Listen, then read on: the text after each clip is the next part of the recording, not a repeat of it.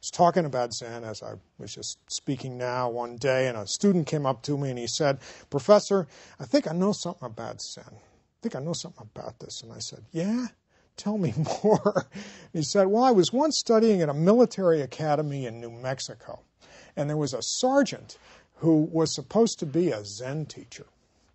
And I went to him and I said, 'Sergeant, teach me about Zen.'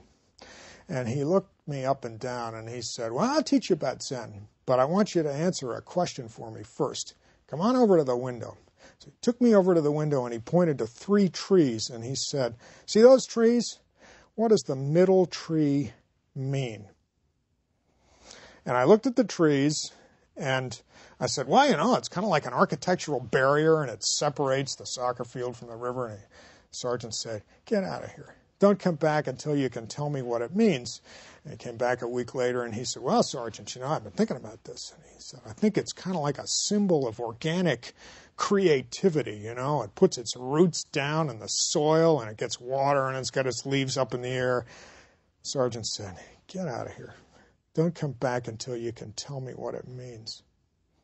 So he thought about it for a while and he became obsessed by this tree. One day he was sitting in chapel right next to the tree and he just became so frustrated that he couldn't deal with it anymore. And he jumped up in the middle of the chapel service and he went running out and he looked at the tree and he said, 'That tree doesn't mean anything. It doesn't mean a damn thing.'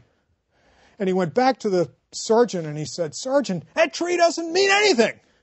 And the sergeant said, 'Okay, now I can teach you about Zen.'"